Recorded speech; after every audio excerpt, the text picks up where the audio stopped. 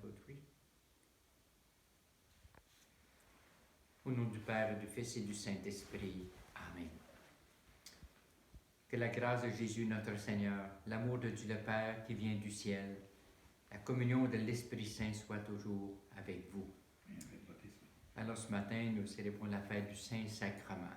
Saint-Sacrement, c'est Dieu qui nous a tellement aimés, qui a toujours voulu demeurer parmi nous. Hein? Lorsqu'il nous a quittés, il a dit aux apôtres, « Je serai avec vous tous les jours jusqu'à la fin du monde. » Et le Saint-Sacrement, c'est l'Eucharistie, c'est cette présence de sur le ciel qui est venu sur la terre à travers Jésus et le ciel qui est resté au milieu de nous à travers l'Eucharistie, ce pain de vie. Alors prions aujourd'hui pour tous ceux et celles qui souffrent de la faim. On a toutes sortes de faim dans nos cœurs, on a faim matérielle, on a une faim d'amour, on a une faim de Dieu, on a une faim aussi de présence, il y a toutes sortes de faim qui existent et Jésus est venu pour nous l'apporter. Alors portons dans notre prière, surtout dans ce temps qu'on vit ces moments difficiles à cause du virus, le COVID-19. Alors prions pour tous ceux et celles qui ont besoin d'amour, qui ont besoin de présence. Il y a des personnes qui meurent sans la présence de leur famille. C'est une grande tristesse et pour la famille et pour les personnes qui vivent ces moments difficiles. Alors portons-les tous dans notre prière, puis demandons Jésus qui est venu du ciel pour nous guérir, qui vienne guérir notre monde de ce virus épouvantable qui nous afflige, puis de toutes sortes de virus aussi qui affligent le cœur humain, qui détruit l'être humain aussi. Alors demandons que l'Esprit Saint, que la Sainte Vierge Marie, qui est notre maman, alors qu'ils nous viennent en aide, qu'ils viennent guérir notre monde pour qu'on puisse reprendre une vie normale et qu'on puisse vivre de cet amour que Jésus est venu nous apporter et qui reste parmi nous à travers l'Eucharistie. Seigneur Jésus, dans cet admirable sacrement, tu nous as donné le mémorial de ta passion, de ton amour. Donne-nous d'imiter chaque jour ce grand amour et de découvrir le mystère de ton corps et le sang de ton Fils Jésus, que nous puissions recueillir les fruits de la rédemption. Et nous te le demandons par Jésus le Christ, notre Seigneur. Amen. Je vais vous lire le court passage qui est tiré de l'Évangile de Saint Jean, qui nous dit « En ce temps-là, Jésus disait aux foules des Juifs, « Moi, je suis le pain vivant qui est descendu du ciel. Si quelqu'un mange de ce pain, il vivra éternellement. Le pain que je donnerai, c'est ma chair donnée pour la vie du monde. » Les Juifs le questionnaient, « Comment celui-ci peut-il nous donner sa chair à manger? » Jésus leur dit alors, « Amen, amen, je vous le dis, si vous ne mangez pas la chair du Fils de l'homme et si vous ne buvez pas son sang, vous n'avez pas la vie en vous. Celui qui mange ma chair et boit mon sang a la vie éternelle, et moi je le ressusciterai au dernier jour. En effet, ma chair est vraiment une nourriture et mon sang vraiment une boisson. Celui qui mange ma chair et boit mon sang demeure en moi et moi je demeure en lui. De même que le Père qui est vivant, qui m'a envoyé et que moi je vis par le Père, de même celui qui me mange, lui aussi vivra par moi. Tel est le pain qui est descendu du ciel. Il n'est pas comme celui que vos pères ont mangé. Eux, ils sont morts. Celui qui mange ce pain vivra éternellement. Acclamons cette parole de Dieu. C'est un grand sacrement d'amour.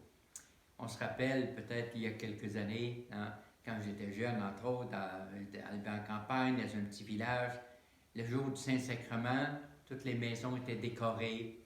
Et puis à la fin de la messe, le prêtre sortait avec le Saint-Sacrement lorsqu'il était en soir, et il y avait la procession dans les rues du village, et puis on allait faire le reposoir, une maison qui s'est offerte, qui était choisie, et puis on adorait le Saint-Sacrement, on revenait à l'église. Les maisons étaient décorées pour dire que les gens voulaient dire un peu, je pense, « Seigneur, regarde, c'est ici que je vis. Dieu vient nous regarder, vient partager notre vie. Et Dieu n'est jamais différent à ce que nous vivons et à ce que nous ressentons. » Alors, l'Eucharistie, c'est ce véritable pain qui vient du ciel. On se rappelle, Jésus le disait dans l'Évangile, Le pain que vos pères ont mangé, ils sont morts. Hein. Mais le pain que je donne, c'est la vie qui dure pour la vie éternelle.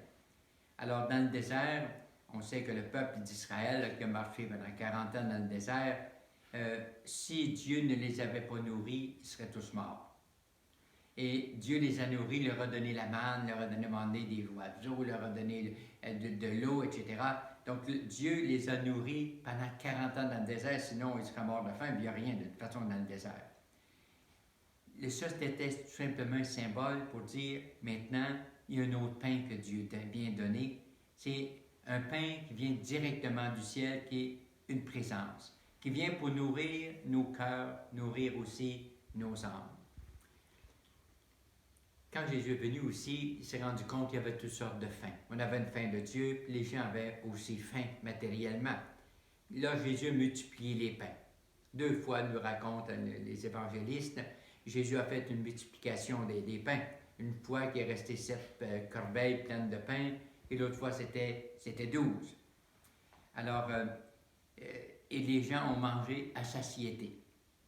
Alors, d'abord, il y avait un petit garçon qui avait des pains, un peu de poisson, et puis ils ont mis dans les mains de Jésus, et puis dans les mains des apôtres, dans les mains du garçon, il servait juste de manger quelques personnes. Mais quand ils ont mis les mêmes pains et poissons dans les mains de Jésus, ils ont servi pour nourrir des milliers de personnes. Et ça pour nous dire aussi que le pain que Jésus vient nous apporter, cette hostie, ce petit morceau de pain, vient justement pour combler les faims et les soifs de nos cœurs. On sait qu'il y a beaucoup de monde qui ont faim. Ici, par exemple, on n'a qu'à voir la maison du Père, des itinérants, des personnes qui n'ont pas de quoi manger, évidemment, hein, qui vont demander de l'aide un peu partout. Dans d'autres pays, quand on voit des enfants affamés, comme on voit en Afrique, on voit au Venezuela, il y a des gens qui ont faim matériellement. Et comme prêtre, hein, je vois beaucoup d'autres fins aussi. Des fois, l'abondance nous fait oublier la misère et la faim aussi des autres. Mais il y a beaucoup de personnes qui ont faim et soif d'amour, d'affection. Quand on voit, par exemple, des enfants, aujourd'hui, on voit à Sainte-Justine, on entend souvent, il y a des enfants, des fois, qui sont maltraités, des enfants qui ont des membres cassés, qu'on a maltraités, des enfants qui n'ont pas d'amour. Et je dis, ça, c'est une grande tristesse. On m'a même raconté à un moment donné qu'une petite fille, les parents étaient séparés. Et puis, la petite fille, son père lui manquait beaucoup. Et puis, elle était presque morte à l'hôpital Sainte-Justine. Et tout à coup, le papa, avant que sa fille meure, est venu la voir. Elle est inconsciente. En entendant la voix de son papa, elle a ouvert les yeux et s'est mise à rire. Elle a revécu. Pourquoi? Parce qu'un enfant vit de quoi? D'amour. Un enfant, ça donne d'amour. Un enfant, il a autant besoin d'affection que de manger. Et c'est pour ça que les parents sont tellement importants. Et ça fait partie de notre vie. Et puis, je rencontre aussi tellement de personnes qui ont faim. Qui ont faim, des fois, puis qui sont complètement seuls. Alors, on m'a raconté dernièrement qu'un papa, il est tout seul à la maison, il est un peu âgé. Ses enfants lui ont acheté un téléphone cellulaire. Et puis après quelques semaines, il est allé voir la compagnie. Il leur a dit, mon téléphone est brisé, il ne fonctionne pas. Alors, on a vérifié le téléphone. Puis d'un coup, on dit, ben oui, monsieur, regarde, votre téléphone, il sonne. Et le monsieur s'est mis à pleurer. Il y avait une famille, il y avait des enfants. Jamais que les enfants lui téléphonaient.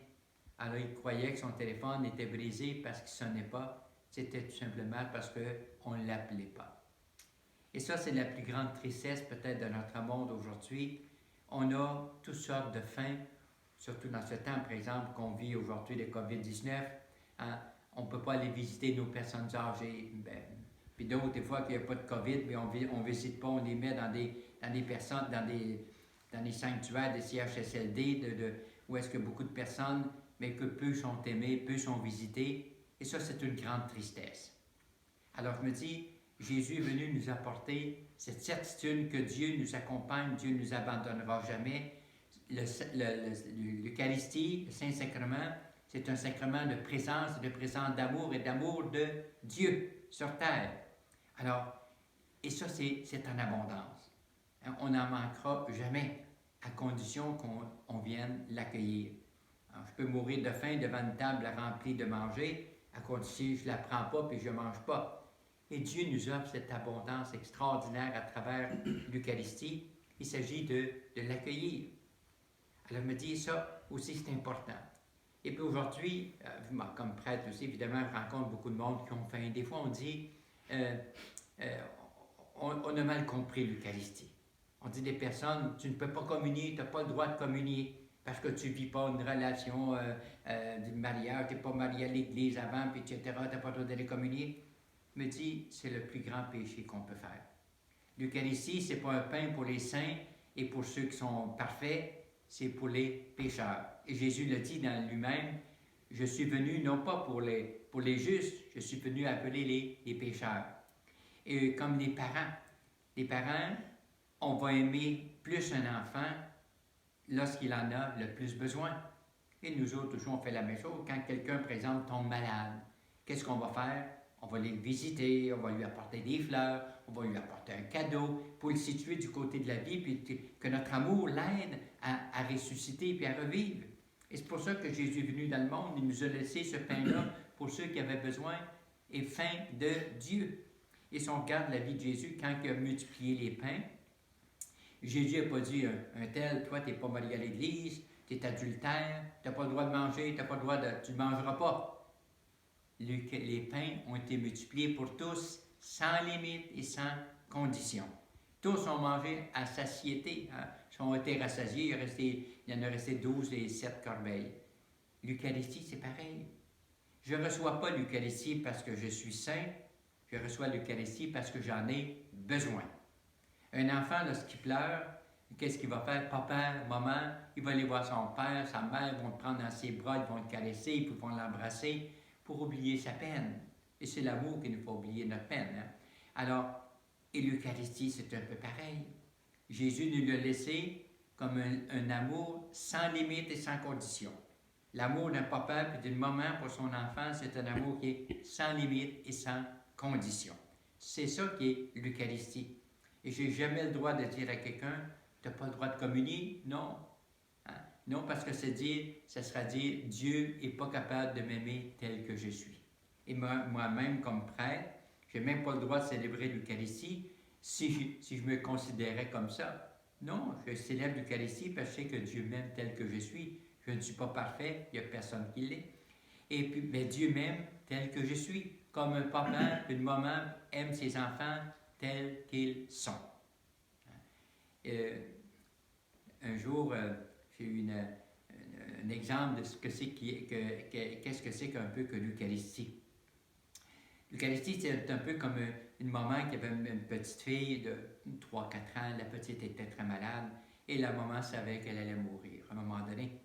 Et puis, mais une journée, la petite avait pris un beau papier en or, tout doré de sa maman, et puis elle était en train de le gaspiller un peu. Sa maman lui un peu la chicané, puis en lui disant « Tu gaspilles mon papier qui m'a coûté un peu cher, etc. » Et la petite lui dit « Ben maman, je voulais te faire un cadeau. » Bon, fait que là, elle l'a embrassé, puis elle s'est excusée. Puis tout à coup, la petite arrive avec une boîte, à l'envelopper du papier doré, parce que qu'on aime, on donne, surtout une petite fille à sa maman, on donne ce qu'il y a de mieux.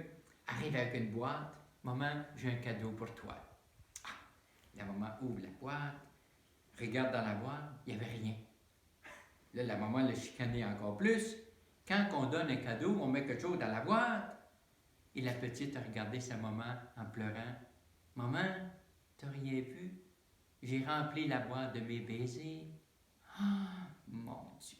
Là, la maman s'est excusée et puis l'a pris dans ses bras et quelques jours après, la petite est décédée. Mais la maman gardait juste à côté de son lit, de sa table de nuit, toujours regarder la boîte et puis le soir avant de dormir, elle prenait un baiser puis le mettait sur sa joue. L'Eucharistie, c'est un peu pareil. Si on regarde sans la foi, l'Eucharistie, il n'y a pas grand-chose là comme pain. Mais si on la regarde avec la foi, avec l'amour, on sait que Dieu y a mis tout son amour. Quand la petite avait mis tout son amour, tous ses baisers dans la boîte pour sa maman, dans l'Eucharistie, Dieu y a mis tout son amour pour notre vie, notre joie, notre bonheur et notre lumière. Je me dis, c'est extraordinaire. Puis en même temps aussi, je dirais, pour finalement, l'Eucharistie, c'est comme quand je vais chez le médecin, il me prescrit une pilule. Tu prends cette pilule-là, puis ça va te guérir, au niveau du foie ou n'importe. Alors, moi, je ne sais pas ce qu'il y a dans la pilule. Mais ce que je sais qu'en la prenant, ça va m'apporter la guérison, ça va me faire vivre. Et l'Eucharistie, c'est pareil. Comment Jésus a fait pour être là, je ne sais pas. Mais ce que je sais, qu'il est là, et ça m'apporte la guérison, ça m'apporte la vie éternelle, puis l'amour de Dieu. Alors, c'est dans cet esprit que je vous souhaite à tous d'accueillir cet amour inconditionnel de la part de Dieu. Et puis, pour notre vie, la vie de notre monde, pour venir combler toutes les fins et les soifs de nos cœurs et dont notre monde aussi a tellement besoin. Alors, c'est dans cet esprit que je vous demande de l'accueillir et d'accueillir aussi la bénédiction, l'amour, la tendresse, l'affection de Dieu. Alors, en son nom, je vous bénis, au nom du Père et du Fils et du Saint-Esprit. Amen.